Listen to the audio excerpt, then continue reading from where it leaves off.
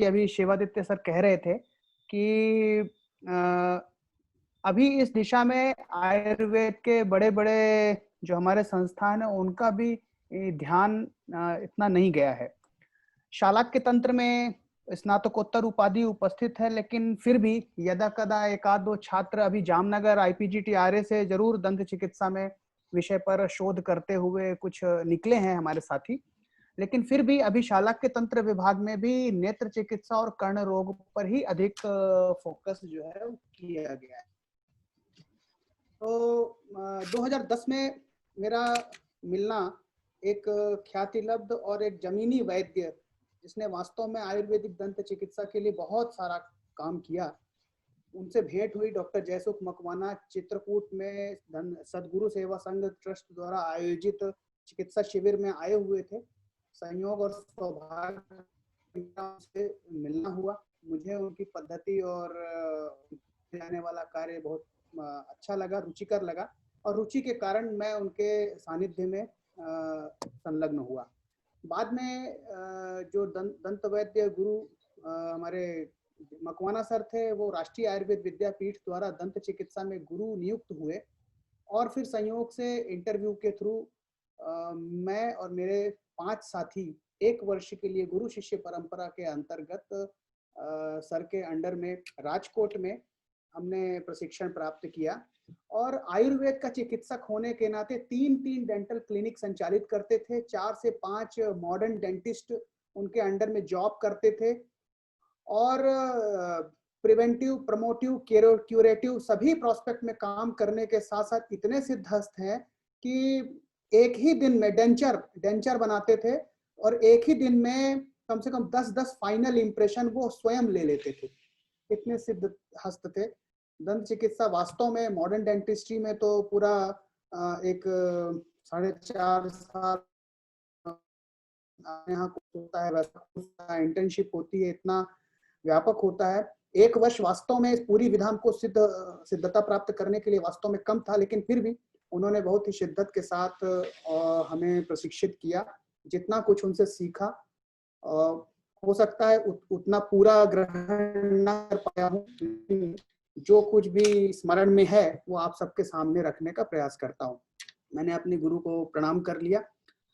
बाद में आरएवी करने के बाद जब मैं यहाँ आया तो NRHM में चिकित्सा अधिकारी होने के नाते और साथ साथ में सामाजिक संगठन, अपने संगठनों के थ्रू बहुत सारे चिकित्सा शिविर किए, जिसमें हजारों की संख्या में दंत रोगियों को देखने का अवसर मिला। लेकिन ये जालंधर बंद पद्धति पर हमेशा प्रश्न चिन्ह खड़ा होता था मॉडर्न डेंटिस्ट की तरफ से भी और इवन अपने वैद्यों की तरफ से भी, क्योंकि इसका कोई ऐसे डाटा या साइंटिफिक वैलिडेशन नहीं था।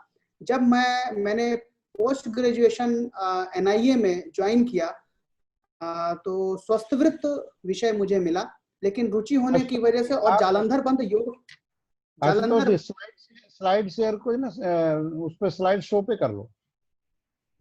स्लाइड शो हो रही है ना सर? नहीं, वो पूरा वो भी दिख रहा है साइड में ना, जहाँ स्लाइड शो है उसको आप ठीक है। हाँ अब ठीक है, अब ठीक है। तो स्लाइड दिखाई दे रही है इनकी तो। हाँ सर अब ठीक है सर।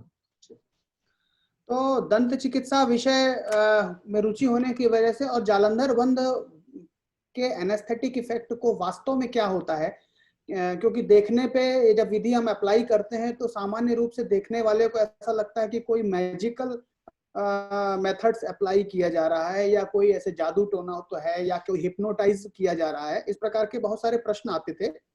तो इसलिए जालंधर बंद विषय चूंकि योग का पार्ट था, और तो हमने अपने विभाग और शालाक्य तंत्र विभाग के साथ मिलके और इंटरडिसिप्लिनरी जो अपना रिसर्च है, अपनी थीसिस का टॉपिक लिया, जिसमें वैद्य कमलेश हमारे निदेशक काशीनाथ समगंडी सर और शालाक्य तंत्र की विभागाध्यक्ष क्षमता पियाज मैडम हमारी को गाइड थी। तो इस नाते अब हम यहीं से शुरू करते हैं कि वैदिक, प्री वैदिक और वैदिक काल, महाभारत युग से लेकर के बहुत सारे ऐसे दंत के रेफरेंसेस हमें देखते हैं। गणेश जी को एक दंत कहा, अश्विनी कुमार ने पूषण के दांतों को रिपेयर किया, और भगवान वाराह ने अपने दांतों में ही पृथ्वी को धारण करके सुरक्षा की। ऐसे बहुत सारे महाभारत काल से लेके मध्यकाल। और फिर जब हम संहिता काल में आते हैं तो आचार्य सुश्रुत चिकित्सा मुख अध्याय तो बहुत ही व्यापक उसका अध्ययन किया। मुख की हमको व्याख्या पता है कि टीयरिंग और कटिंग इनटू पीसेस, फूड को छोटे छोटे पार्टों में कट करना, पीसेस में बांटने वाला जो है वो मुख होता है, और उसके अंदर कम कर्म करने वाले जो उपांग हैं वो दंत होते हैं। सिनोनिम पर्याय के विषय में हमको पता है। दंत की निरूक्ति यदि अमर कोश में देखें तो चूर्ण करना या चूर्णित करना, और नीचे आप देख सकते हैं कि इसको पर्याय दंत दशन द्विज, इनके पर्याय में जो इनके नाम दिए हैं इसी से इनके कर्मों का भी ध्यान स्मरण होता है। अमर कोश में रुदन, दशन, खरु, द्विज ऐसे नामों से दंत को कहते हैं। आचार्य काश्यप ने दंत जन्मिका अध्याय का बहुत विस्तृत वर्णन किया है, जिसमें अस्थि और मज्जा धातु से दंत भेद होता है। नीचे इसके रेफरेंसेस भी दिए हैं। क्योंकि ये थोड़ा सा थियोरेटिकल पार्ट है इसलिए अपन थोड़ा सा आगे बढ़ेंगे, लेकिन कुछ चीजें अपने को जाननी है। अपने को डेंटल फार्मूला पता ही है, बच्चों में 2102 प्री मोलर नहीं होता, मोलर होते हैं 2, थर्ड मोलर हमारे अक्कल दाढ़ बाद में आती है। इस तरह से ICPM-M इस तरह से ये फार्मूला बनता है। और जब हम उसको 4 क्वाड्रेंट में डिवाइड करते हैं तो इस तरह से बच्चों के लिए ABCDE, A and B for incisor, C for canine, D and E for first and second molar होता है। इसके बाद हमें इरप्शन ध्यान में रखना चाहिए, क्योंकि हमारे पास बच्चे भी आते हैं पेशेंट के रूप में, और जनरली मिल्की टीथ होता है और उसमें कैरीज होता है और हिल रहे होते हैं, तो हमें दांतों को निकालना है नहीं निकालना है, ये डायग्नोज करना है। तो इसके लिए हमें उसकी एज से हम आइडेंटिफाई कर सकते हैं, जनरली उसके स्ट्रक्चर और एनाटॉमी से हम उसे आइडेंटिफाई कर सकते हैं। लेकिन फिर भी एक एज एक बड़ा फैक्टर होता है जिसे हम आइडेंटिफाई कर सकते हैं कि ये दांत किस प्रकार का है, और इसे हमें एक्सट्रैक्ट करना है या उसे हम मेडिकेशन से काम चला सकते हैं, या ऑटोमेटिकली थोड़ा टाइम देने पे और अपने आप ये गिर जाएगा।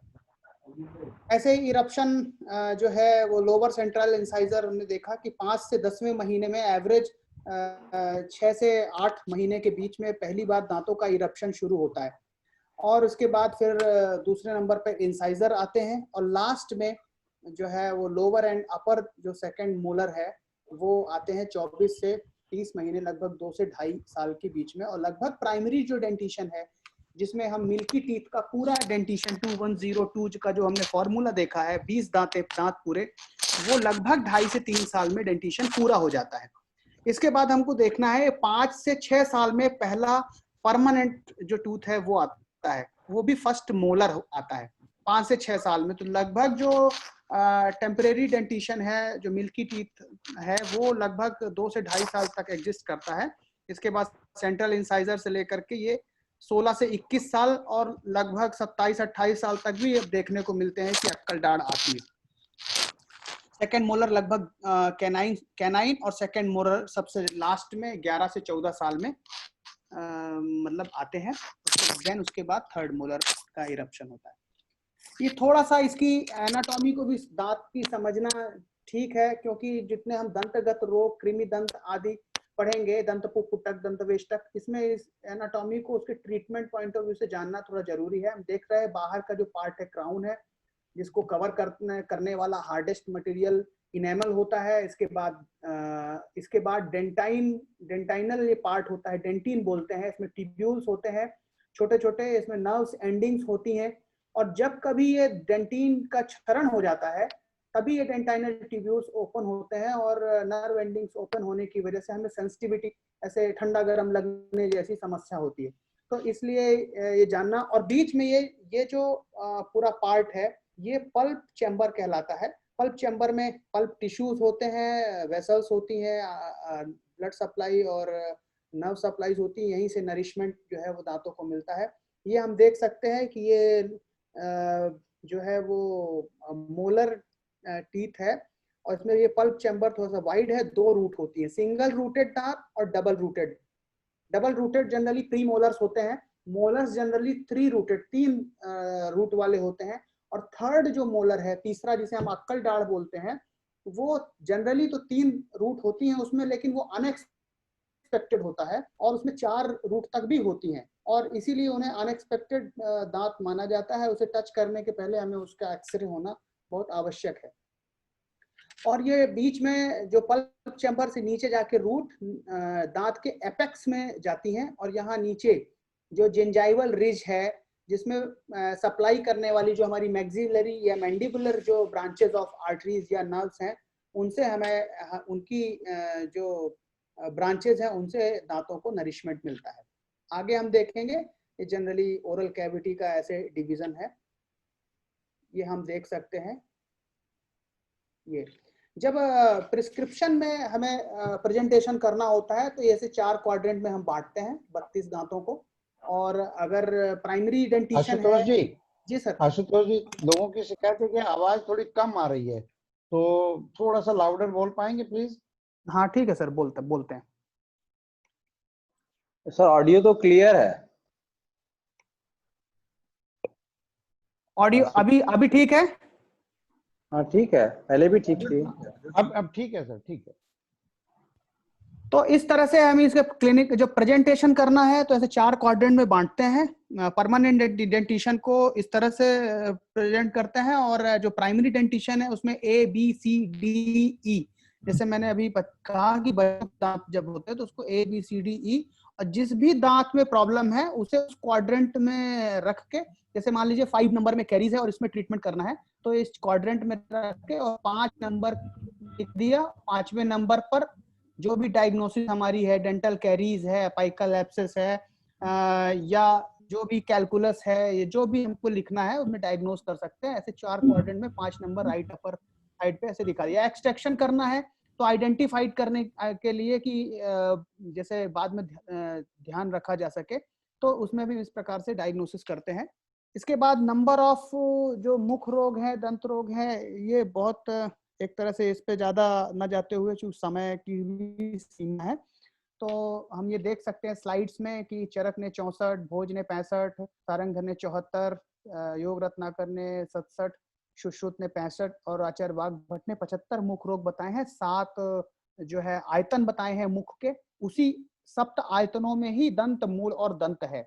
इन्हीं दंत मूलगत रोगों और दंत रोगों की हमें चर्चा करेंगे। देखिए कितना वास्ट अपनी फिजियोलॉजी और एनाटॉमिकली डिस्क्राइब किया है, इवन एम्ब्रियोलॉजिकली भी डिस्क्राइब किया है। आचार्य काश्यप कहते हैं कि जितने मास में पहली बार बीज से दांत उत्पन्न होता है, जितने मास में वह दांत उत्पन्न हो रहा है उतने ही वर्षों में उसका जो परमानेंट जो इरप्शन है उतने ही वर्षों में होना है। जैसे फर्ज करिए कि पहला जो दांत है अगर 5 से 6 वर्षों में, 5 से 6 महीने में आ रहा है तो उसका जो परमानेंट है वो 5 से 6 वर्षों में ही होगा। और इतने दिनों में 5 से 6 साल के अंतर्गत वो जो प्राइमरी दांत है या डेसिडुअस टूथ है या मिल्की टूथ है वो गिर जाएगा। इस तरह से पूर्णता, समता, घनता, शुक्लता, एक परफेक्ट डेंटिशन को डिस्क्राइब किया गया है।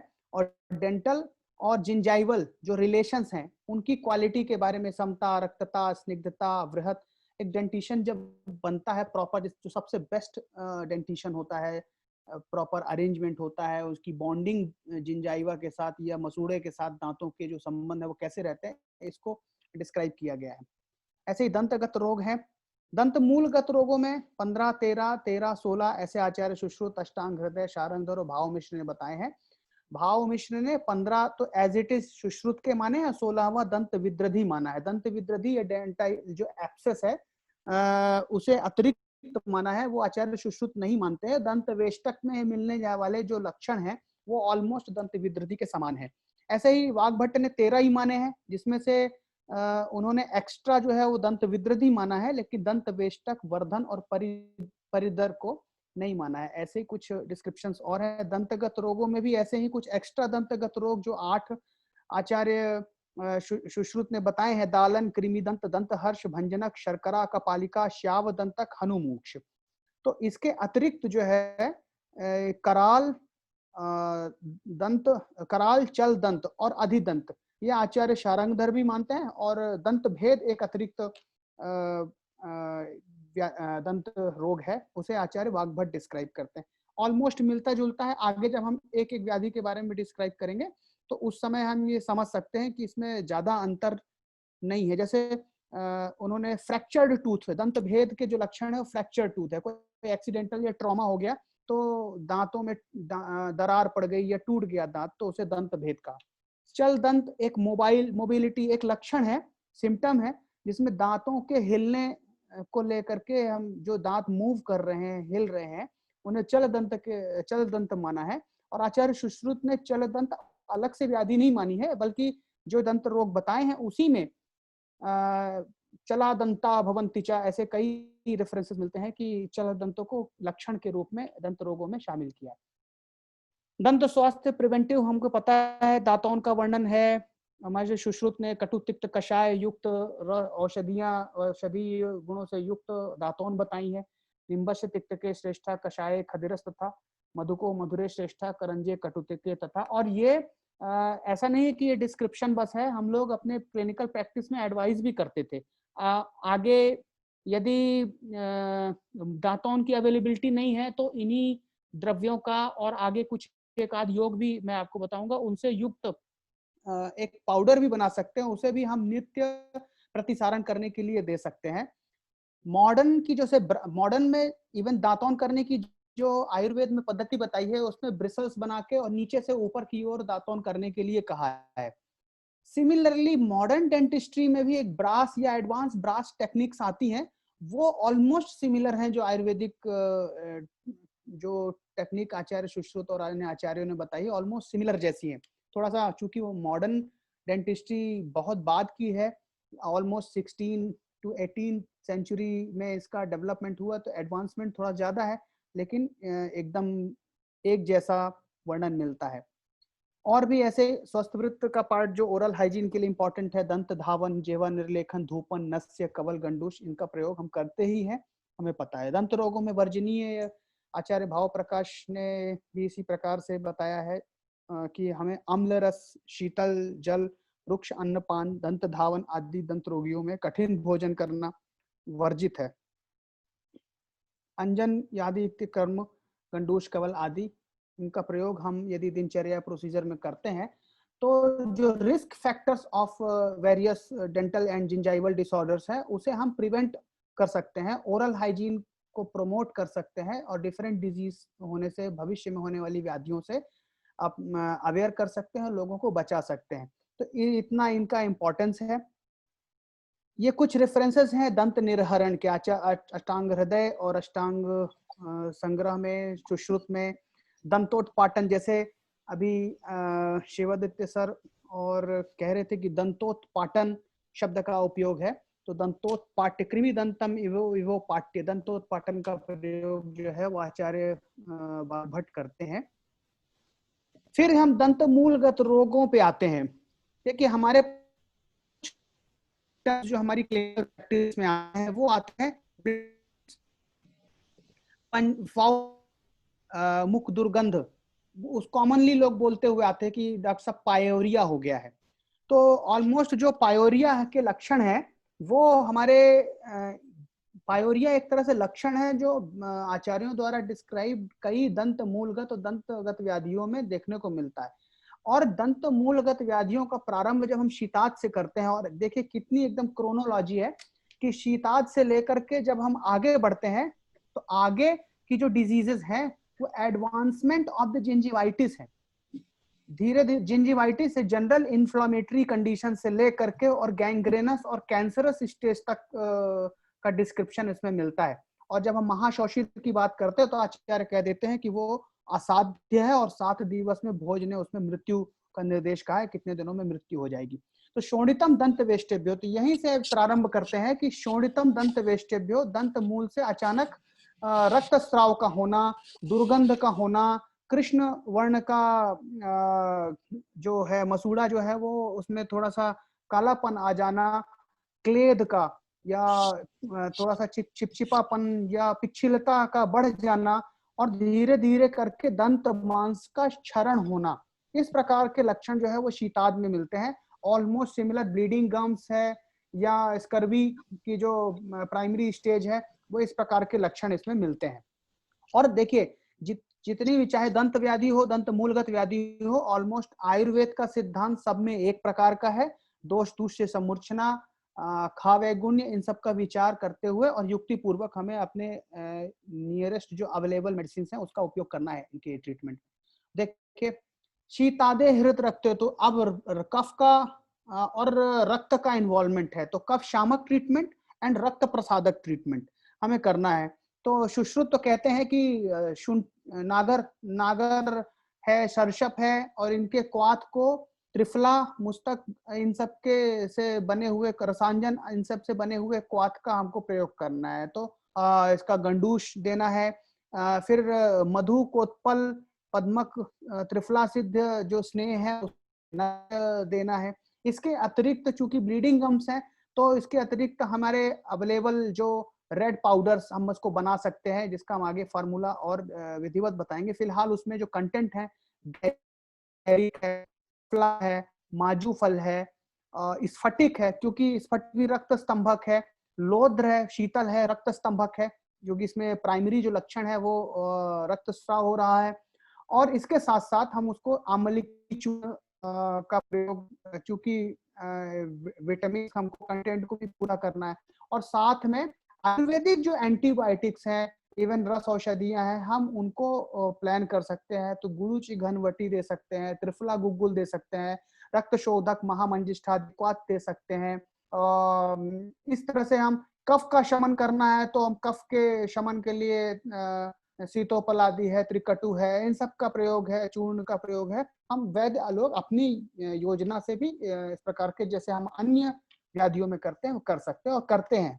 दंत पुपुटक हमने कहा था, बताया था कि जैसे दांतों की जो रूट होती है, वहां पर अगर इन्फेक्शन गया और धीरे करके रूट में पहुंच गया, तो वहां से इन्फेक्शन के कारण एक छोटी सी फुंसी हो या फुड़िया जैसे बनती है। कई बार पेशेंट आता है और दांत को ऐसे लिप को खींच कर बताता है कि यहाँ पर डॉक्टर साहब फुड़िया हो रही है बार बार। तो हम लोग क्या करते हैं कि जनरली एंटीबायोटिक ट्रीटमेंट है, कवल, गंडूश या माउथ वॉश प्रिस्क्राइब कर देते हैं, लेकिन उसके असली जड़ में नहीं जाते। वास्तव में उसका जो इन्फेक्शन है वो पल्प से शुरू हुआ है, इसलिए उसका एक्सरे हो सके तो ठीक है, नहीं तो हमें फिर उस प्रकार का संयोजन करना चाहिए, देखना चाहिए कि कहीं दांत में कोई कैविटी तो नहीं है, कैरीज तो नहीं है। कैरीज है तो हम उसको रिमूव कर सकते हैं। अदरवाइज देखिए नीचे ट्रीटमेंट लिखा है, पंच लवण, क्षार, क्षौद्र, प्रतिसारण, इन सब का प्रयोग कर सकते हैं। हितः विरेकनस्यम सिद्धम च भोजनम। इसके साथ साथ हम चूंकि इसमें एब्सेस फॉर्म हो रहा है, एब्सेस की फॉर्मेशन हो रहा है, तो जात्यादि तेल का, पिचू आदि का प्रयोग भी हम कर सकते हैं। त्रिफला गुग्गुल है, त्रिफला का प्रतिसारण है, दशमूल क्वाथ है, चूंकि शोथ हो रहा है तो इसलिए दशमूल क्वाथ है, दशमूल क्वाथ का कवल है। माउथ वॉश अलग से आपने को, हालांकि अब तो बहुत सारी आयुर्वेदिक कंपनियां माउथ वॉश, जैसे हिमालय है, चरक है, इन सब ने हायोरा करके और बी फ्रेश करके माउथ वॉश भी बना लिया है, लेकिन सिंपल हम दशमूल क्वाथ का कवल कराएं। और एक अहमदाबाद की एक फार्मेसी ने दशमूल माउथ वॉश बनाया भी था, और उसके अभी वर्तमान में उसका क्या स्टेटस है मुझे नहीं पता, लेकिन उसके कुछ सैंपल्स उन्होंने मुझे भेजे थे, हमने अपने पेशेंट्स को प्रिस्क्राइब किया, दिया, तो अच्छे रिजल्ट थे। तो केवल दशमूल क्वाथ का ना तो इंटरनल प्रयोग भी और कवल गंडूश भी हम उसको करा सकते हैं। इसके अतिरिक्त दंत वेष्टक है। अब यहाँ से दंत शीताद के बाद जब दंत पुपुटक आए और दंत वेष्टक, ये एडवांसमेंट ऑफ शीताद हो गया एक तरह से। एब्सेस बढ़ गया, जो है वो पस के साथ मिक्स हो गया। एब्सेस के कारण चला दंता, मैंने कहा कि चल दंत सुश्रुत ने नहीं बताया, लेकिन लक्षण के रूप में दंत वेष्टक में बताया, लेकिन इसकी चिकित्सा में दंत निर्हरण नहीं कह रहे हैं, क्योंकि यहाँ पर जो चल दंत हो रहा है वो पूय की वजह से हो रहा है, एब्सेस की वजह से हो रहा है। यदि हम इस एब्सेस को सबसाइड कर देते हैं तो देखने में आता है कि बहुत जल्दी वो दांत जो है वो फर्म हो जाता है। इसलिए हमें एंटी जो शोथहर महाकषाय का प्रयोग करना, दशमूल आदि का प्रयोग मैंने बताया। कुछ जैसे फार्मूला है, जैसे त्रिफला, त्रिकटु है, नीला थोथा है, इनके संभाग चूर्ण को माजू फल के साथ मिक्स करके प्रतिसारण करना, जिसमें लिखा भी हुआ है, इसके आचार्य सुश्रुत पता है, मधु और रोद्र, पतंग, यष्टि मधु, इन सब मिला के प्रतिसरण करना है। काकोली, क्षीर, काकोली आदि जो गण की औषधि है उनसे सिद्ध जो है वो घृत का प्रयोग करना है, नस्य में देना है, कवर भी कर सकते हैं। जैसे देखिए इसमें एक पिक्चर है, आगे के दांतों में हमें कैरीज देखने को मिल रहा है, पीछे का दांत वो एक्चुअली कैरीज के साथ साथ सराउंडिंग जो है वो इन्फ्लामेशन दिख रहा है। तो यही जो पेरियोडोंटल जो इन्फ्लामेशन है, इसी को लगभग ऑलमोस्ट दंत वेष्टक के तहत कहते हैं। और ये दांत मोबाइल था, जिस पेशेंट का हमने पिक्चर शो किया है, ये दांत मोबाइल था। ट्रीटमेंट के बाद 10 से 15 दिन के बाद ये दांत फर्म हो गया, जबकि आगे आप देख सकते हैं कि इसके आगे के दांत निकले हुए हैं। ऐसे शौशिर, जब हम शौशिर में आएंगे तो श्वेयथुर दंत मूलेशु, अब ये इन्फ्लामेशन और बढ़ गया, हमने प्रीवियस स्टेजेस को इग्नोर किया, धीरे धीरे करके अब और एडवांसमेंट हो गया। तो सौशिरे हृत रखते तु रौद्र मुस्तक रसांजनई है, रसांजन का प्रयोग करना, रौद्र मुस्तक का प्रयोग करना। और इससे एक तो ब्लीडिंग, अगर गम्स में ब्लीडिंग्स हो रही है, थोड़ा सा बंडिंग, रेसेशन हो गया है, मसूड़ों और दांतों के बीच के संबंध थोड़ा सा कमजोर हो गए हैं, तो उसको मजबूती भी मिलती है। ये आप देख सकते हैं कि सारीवा उत्पाद, देखिए यहाँ पर क्या है, कफ और रक्त का इन्वॉल्वमेंट सबसे ज्यादा है, तो हमें कफज ट्रीटमेंट देना है, रक्त प्रसादन ट्रीटमेंट देना है। पित्त का इन्वॉल्वमेंट है तो हमें उत्पल आदि गण का प्रयोग करना है, चंदन आसव का प्रयोग कर सकते हैं, उशीर आसव का प्रयोग कर सकते हैं। जैसे आगे जब हम उपकुश, अब यहाँ से शौशिर के बाद महाशौशिर आ जाता है, यही गैंग्रेनस स्टेज है। इसमें तालू में भी प्रस्फुटन हो जाता है। इसका एक पेशेंट तो अभी लगभग अभी से देखने का अवसर ऐसे नहीं मिला कि हम उसे महाशौशिर से कंपेयर कर सके, लेकिन मॉडर्न की बुक्स में और जो कैंक्रम स्टेज है या गैंग्रेनस स्टेज है, एडवांसमेंट है, कैंसर की स्टेज है, उसको ये महाशौशिर से कंपेयर किया जा सकता है। 7 दिन में इसमें मृत्यु होती है। परिदर नाम से ही क्लियर है कि दंत मांसानी शीर्यंते, देखिए शीताद का के लक्षणों का जो एंड पॉइंट था वो दंत मांसानी शीर्यंते था, यहाँ परिदर का स्टार्टिंग पॉइंट दंत मांसानी शीर्यंते है। तो एक तरह से काइंड ऑफ एडवांसमेंट ही है। पित्त और रक्त का इन्वॉल्वमेंट है, तो कुल मिला के पित्तज और रक्तज ट्रीटमेंट है। महामंजिष्ठादि, कैशोर गुगुल का प्रयोग है।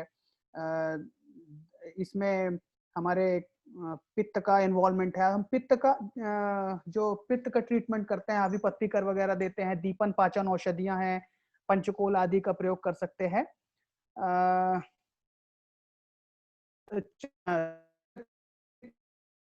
जो हम उत्पल आदि है, चंदन आदि है, उशीर आदि का प्रयोग कर सकते हैं, उशीर आसव है, चंदन आसव है, इन सब का प्रयोग हम इन्वॉल्वमेंट को कम करने के लिए कर सकते हैं। पर ऑलमोस्ट ये हमारी कृच्छ साध्यता से असाध्यता की ओर जाने वाली व्याधियां हैं।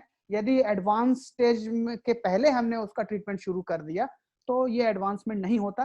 फिलहाल बीइंग आयुर्वेद प्रैक्टिशनर, आयुर्वेद चिकित्सक, हमें अपनी मर्यादा को भी ध्यान में रखना है कि कौन सा पेशेंट हमें नहीं करना है, क्योंकि अभी आयुर्वेदिक दंत चिकित्सा को लेकर के कुछ लीगल इश्यूज भी हैं। उपकुश, अब यहाँ पर उपकुश में दाह और पाक हो जाता है। देखिए दाह है तो दाह और पाक है तो ये स्वाभाविक रूप से कफ का और पित्त का इन्वॉल्वमेंट है। ऐसे लक्षण आते हैं कि पेशेंट बोलेगा कि डॉक्टर साहब बहुत ज्यादा जलन हो रही है मुंह में, और एब्सेस है या दांत में दर्द है, पेन रेफर कर रहा है, तो ऐसे पेशेंट्स के लिए ट्रीटमेंट है। फिर हमें पंचकर्म का सहारा लेना है। गो जिह्वा पत्र का प्रतिसारण है, पंच लवण मधु त्रिकटु का प्रतिसारण है, घृत कवल नस्य आदि का प्रयोग हम कर सकते हैं। दंत वैदर्भ कोई ट्रॉमेटिक है, अब लगातार हमारी फॉल्टी जो ब्रशिंग हैबिट है, ब्रश टूथ ब्रशिंग हम करते हैं, तो लगातार हम देखने में आता है कि हम सही तरीके से नहीं करते, हम पूरा ऐसे रगड़ते हैं, हॉरिजॉन्टली करते हैं, वर्टिकल नहीं करते। इवन बच्चे बचपन से ही कई बार इतनी अवेयरनेस न होने की वजह से आदत नहीं है समाज में, तो फॉल्टी टूथ ब्रशिंग की वजह से भी जो घृष्ट हो जाता है, दंत मूल जो है वो घिस जाता है, इसकी वजह से रेसेशन होता है। जिंजाइवल जो हमारा बॉन्डिंग है दांत के साथ कमजोर होता है, और इसकी वजह से दांत जो है वो हिलने लगते हैं। दभवंती च चला दंता वैदर्भो अभिघातज, ये अभिघात की वजह से, जो लगातार पड़ने वाले अभिघात की वजह से भी दंत वैदर्भ होता है। तो इस प्रकार के जो लक्षण है, घिसने की वजह से, दंत मूल के घिस जाने की वजह से चल दंत हो जाता, इसको वापस चिकित्सा जरूर दी गई है, लेकिन पेशेंट्स जब आते हैं तो इसको वापस से दांत को फर्म करना बड़ा मुश्किल हो जाता है अगर रेसेशन ज्यादा है तो ऐसी स्थिति में जो है वो एक्सट्रैक्शन कई बार चारा बचता है। शस्त्र से दंत वैदर्भे दंत मूलानि शोधयेत, शस्त्र के द्वारा दंत वैदर्भ में दंत मूल का शोधन करना और क्षार का प्रयोग करना। वर्धन एक्स्ट्रा टूथ, उसे दंतोत्पाटन ही करना है, दंतोत्पाटन के बाद अग्निकर्म क्रिया।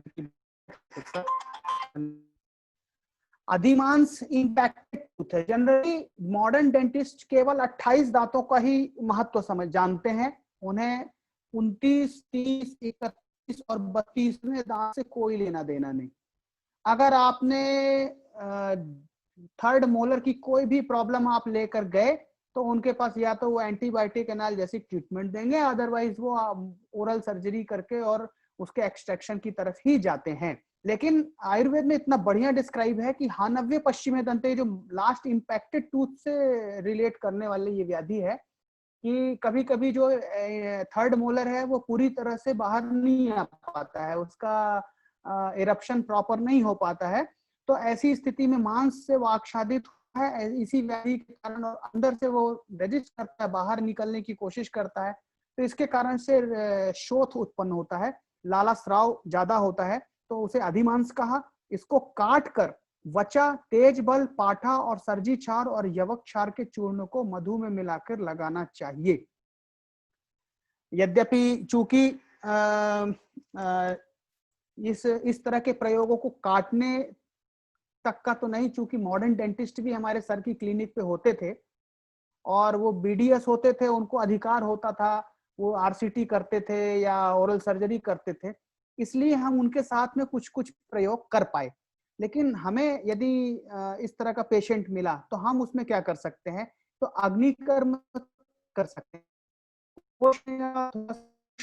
स्नेह द्रव्यों का हम गंडूश रखने के लिए फ्रीक्वेंटली कह सकते हैं, और जो हमारे शोथ हर महाकषाय के द्रव्य हैं, दशफल आदि हैं, इनका हम प्रयोग कर सकते हैं। और ये जो कंटेंट बताया है, वच है, तेज बल है, पाठा है, सर्जी क्षार है और यवक क्षार है, इसका प्रयोग करने से भी बहुत सारा, जरूरी नहीं पड़ता कि मांस को आप काटें, इमीडिएटली पेन सबसाइड हो जाता है। यदि इसके साथ थोड़ा हींग है, हींग का भी हम प्रयोग करें तो वो भी बहुत अच्छा एनाल्जेसिक का काम करता है। नाड़ी, दंत, हमने देखा कि जब एपाइकल एब्सेस के कारण दंत से लेकर के और फिर एब्सेस बना, अगर वो इग्नोर होता चला गया तो साइनस में कन्वर्ट हो जाता है। हमें पता है कि एब्सेस अगर है कहीं भी किसी भी बॉडी पार्ट में तो वो सराउंडिंग टिश्यूज डैमेज करता है। एक बार चित्रकूट के ही कैंप में पेशेंट आए और उसके जो मैक्सिलरी जो रिज है उसके ऊपर, नाक के नीचे और ऊपर से ऐसे एक छेद हो गया था, छिद्र हो गया था और उसमें से पस निकल रहा था। पेशेंट आया, चूंकि वो कैंप के नाते आया था, वो कहीं दूर गांव के रहने वाले पेशेंट थे, तो उन्होंने लोकल किसी ऐसे ही डॉक्टर से दिखा दिया होगा, उसने एंटीबायोटिक ट्रीटमेंट चलाया होगा, लेकिन प्रॉपर दांत के डॉक्टर को उसने नहीं दिखाया। वो हमारे कैंप में आया तो हमने देखा तो सर ने कहा कि इसका एक्सट्रैक्शन करना पड़ेगा, मोबिलिटी थी दांतों में, डेंटल प्रॉब्लम की वजह से। तो उसने तो, पेशेंट ने तो कहा कि मुझे कैंसर हो गया है। तो देखने के बाद पता चला कि कैंसर नहीं, वो एक और वही एपिकल एब्सेस को इग्नोर करने की वजह से हुआ था। तो दांत को निकालने के बाद हमने उस जो कैविटी या साइन, हमने उसमें इंजेक्शन जात्यादि तेल को भरा, जात्यादि तेल को हमने भरा, और चूंकि वो वहां पास में वो फ्रीक्वेंटली फिर वो आता रहा, और हमने देखा कि हफ्ते भर के अंदर उसका जो साइनस है वो दांत निकालने के पश्चात ये जात्यादि तेल और साथ थोड़ा त्रिफला गुगु वगैरह का प्रयोग हमने किया था, एकदम एब्सोल्युटली फाइन हो गई। एक्स्ट्रा जो व्याधि अष्टांग हृदय ने बताई है कि एक तरह से जो दो तरह के एब्सेस होते हैं, एक्चुअली दांत शब्द हम सुनेंगे, एक तो पेरियोडोंटल एब्सेस होता है, जिंजाइवा के अंदर जो रिज के अंदर दांतों के बीच में इन्फेक्शन की वजह से एब्सेस होता है। दूसरा जिंजाइवल एब्सेस होता है, तो मसूड़ों में बाहर की ओर और मसूड़े के अंदर जो एक रिज होती है, कैविटी है, उसमें एब्सेस होता है। ये जो है ये एक प्रकार से ये मतलब दंत विद्रदी, चूंकि शब्द पे अगर जाए तो ये पेरियोडोंटल एब्सेस की ओर इशारा करता है और ये बिल्कुल ट्रीट किया जा सकता है, क्योंकि एब्सेस के कारण दांत हिलने भी लगते हैं। एब्सेस जैसे ही समाप्त हुआ दांत एकदम रिजिड हो जाता है। कटु तीक्ष्ण रुक्ष लेप का प्रयोग करना है। दालन, एक्यूट टूथेक हो गया, कभी बहुत ज्यादा एकदम शीत दंत या अपने को सेंसिटिविटी, हाइपर सेंसिटिविटी हुई और उसके कारण से बहुत एकदम एक्यूट पेन हो गया, उसे दालन की संज्ञा दी है। बात स्वाभाविक है, दालन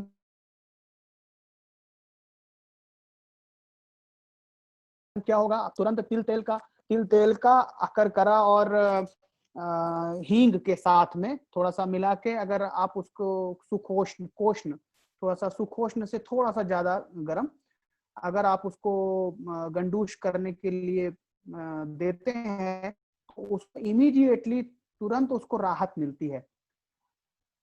इसके बाद कृमि दंत है।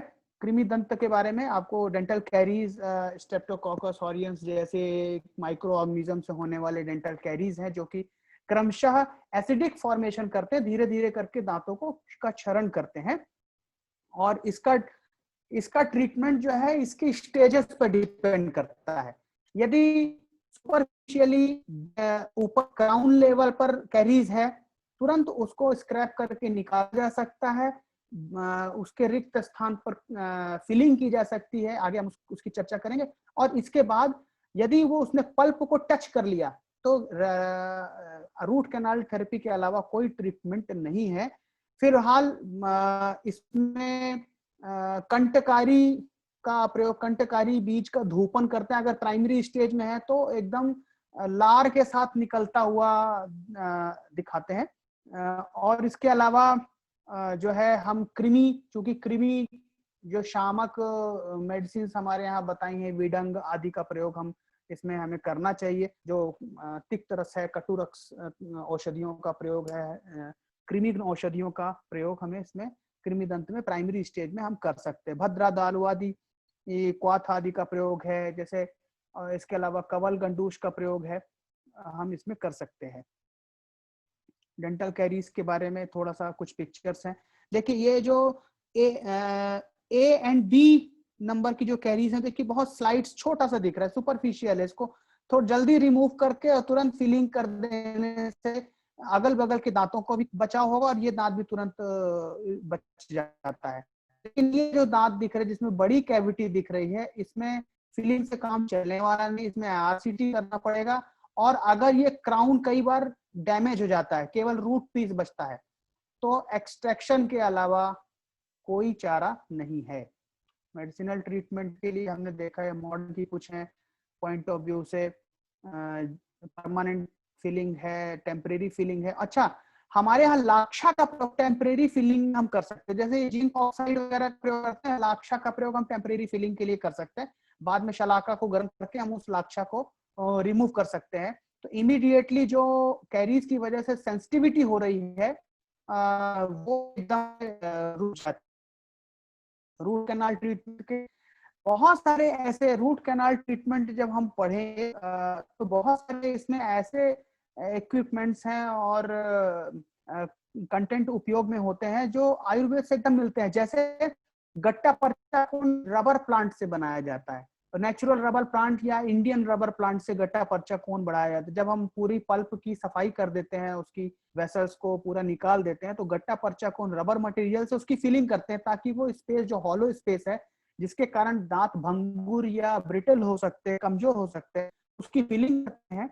और कभी हमें री आरसीटी करनी पड़े तो नीलगिरी तेल का उपयोग करते हैं, मॉडर्न डेंटिस्ट्री उपयोग करते हैं। तो ऐसा नहीं है, इस तरह के प्रयोगों का हम अपने यहाँ कर सकते हैं। रूट कैनाल ट्रीटमेंट देख सकते, फाइल के थ्रू सब सफाई कर दिया पूरा, उसके बाद गट्टा पर्चा कोन भर देते हैं, दंत हर्ष। इसे सबसे कॉमन जो प्रॉब्लम लेके हमारे पास आएगा कोई पेशेंट, तो दंत हर्ष लेके आएगा। इसकी दंत हर्ष का हो सकता है इरोजन हो सकता है, एब्रेजन हो सकता है। इरोजन मतलब किसी एसिडिक रिएक्शन के कारण दांतों का क्षरण हो गया। एब्रेजन कोई आघात की वजह से, या मैंने बताया कि लगातार ब्रशिंग, फॉल्टी ब्रशिंग हैबिट की वजह से ऊपरी का जो दांत का जो हमारा इनेमल है उसका लगातार क्षरण होता रहा, या तो इसकी वजह से दंत हर्ष होता है। इसका एक बहुत बड़ा कारण हाइपर एसिडिटी भी है। तो आप दंत हर्ष का कोई पेशेंट आया तो सबसे पहला सवाल आप उससे पूछिए कि आपको एसिडिटी होती है क्या। सामान्य 90% पेशेंट यही बोलेंगे कि हाँ एसिडिटी होती है। और उनकी अगर हिस्ट्री टेकिंग होगी तो हार्ड वाटर लेने वाले, सॉफ्ट ड्रिंक्स या सोडा वाटर इस्तेमाल करने वाले, अल्कोहलिक जो पेशेंट्स हैं, जो एसिडिक आहार विहार ग्रहण करते हैं, उनमें दंत हर्ष की सामान्य रूप से संभावना होती है। निदानम परिवर्जनम first line of treatment. After that आप स्नेहा नाम कवलाह, स्नेह द्रव्यों का कुछ नहीं मिले तो आप तिल तेल का प्रयोग कीजिए। अष्टांग हृदय ने तिल और यष्टि मधु स्नेह बताया है ग्रहण करने के लिए। हम कुछ नहीं मिले तो आप केवल तिल तेल को गुनगुना करके और उसको गंडूश करने के लिए कहिए। कृमि है, आप सरसों तेल का उपयोग कर सकते हैं। नहीं मिला तो आप नारियल तेल का उपयोग कर सकते हैं। साथ में त्रिवृत घृत का प्रयोग कर सकते हैं। और इस तरह से दंत हर्ष में तुरंत आराम मिलता है, तुरंत आराम मिलता है, इमीडिएटली। और ऐसा स्वयं भी उपयोग किया हुआ है। तो आप लोग, हम सभी लोग अपने चिकित्सा उपक्रम में इसको शामिल कर सकते हैं। भंजनक कुछ नहीं, ये कह रहे हैं कि दांत में कोई फ्रैक्चर हो जाए या उसके कारण मुंह टेढ़ा हो जाए, दांतों में भंग होने की वजह से मुंह का टेढ़ा हो जाना भंजनक है। यद्यपि बहुत ज्यादा दंत रोग से इसका लेना देना नहीं लगता है, मॉडर्न डेंटिस्ट भी नहीं मानता, लेकिन हम आयुर्वेद के छात्र, हमारे शास्त्रों में कहा है तो बिल्कुल ऐसा होता है, क्योंकि दांतों का जो पेन है बहुत सीवियर होता है। अभी एक हमारे नोन थे तो उनको अचानक से बहुत तेजी से सिर दर्द हो रहा था। तमाम उन्होंने माइग्रेन और इन सब का ट्रीटमेंट कराया। बहुत सीवियर पेन होने के बाद हमसे उन्होंने संपर्क किया तो हमने उनको कहा कि एक बार किसी डेंटिस्ट को दिखाइए। डेंटिस्ट के पास गए तो उनको हर्पीस डायग्नोस किया, और हर्पीस की वजह से उनको ट्राइजेमाइनल न्यूराल्जिया हो गया। चूंकि ट्राइजेमाइनल नर्व्स की दो ब्रांचेस, एक मैक्सिलरी आर्च और नीचे वाली मैंडिबुलर आर्च जो है, मैंडिबुलर जो ब्रांच है वो मैंडिबुलर आर्च को सप्लाई करती है। तो इसमें किसी भी प्रकार का इरिटेशन हो तो वो ट्राइजेमाइनल न्यूराल्जिया और फिर ये जो मुख वक्र जैसे लक्षण है हमें देखने को मिल सकते हैं। अर्दितवत चिकित्सा करनी है, नाड़ी श्वेत कर सकते हैं, एरंड तेल पान कर सकते हैं, नारायण तेल, जो भी हम अपने वात शामक ट्रीटमेंट करते हैं वो हमें करना है। वात गजांकुश रस, वात विध्वंसक रस, बृहद वात चिंतामणि रस, जो भी हमको वात शामक ट्रीटमेंट है वो हमें वात व्याधि में हमें करना है। दंत शर्करा, कैलकुलस, ग्रेजुअली डिपोजिशन हो जाता है कैल्शियम कंटेंट का हमें दांतों के चारों तरफ, उसको स्केलिंग करना है। हम अपनी क्लिनिक में स्केलर रख सकते हैं, इसके लिए कोई लीगल इशू नहीं है, क्योंकि स्क्रैपिंग करना है। छोटा सा इंस्ट्रूमेंट आता है, स्केलर आता है, और थोड़ी सी प्रैक्टिस से बहुत आसानी से हम स्केलिंग कर सकते हैं। ज्यादा दंत शर्करा एडवांस हो गया, इसी को कपालिका कह दिया, ये कृच्छ साध्य होता है एकदम। अगर इसको आपने स्केलिंग करके निकाला तो ऐसे दांत के बहुत बड़े पार्ट को भी अपने साथ लेके निकलता है। फिर इससे होने वाली जो सेंसिटिविटी है उसको ठीक करना बहुत ही मुश्किल काम है। आपको उस पर कवर, ये जो मेटेलिक या सिरेमिक के जो कवर आते हैं वो आपको लगवाना पड़ेगा मॉडर्न डेंटिस्ट के साथ मिलके। श्यावदंत जस्ट साइनोसिस, हनुमोक्ष एक अतिरिक्त व्याधि बताई है, लेकिन ये दंत रोग नहीं लगता है, हनुमोक्ष है। एक तरह से डिसलोकेशन, मैंडिबुलर जो बोन है हमारा, इसका एक तरह से डिसलोकेशन है टेम्पोरो मैंडिबुलर जॉइंट का, उसको भी अर्दितवत चिकित्सा करने के लिए कहा है। कराल इल फॉर्म टीथ है, दंत चाल। जो हम अभी अपने आज के प्रेजेंटेशंस के सबसे इंपॉर्टेंट पार्ट में पहुंच रहे हैं, जालंधर बंद पद्धति द्वारा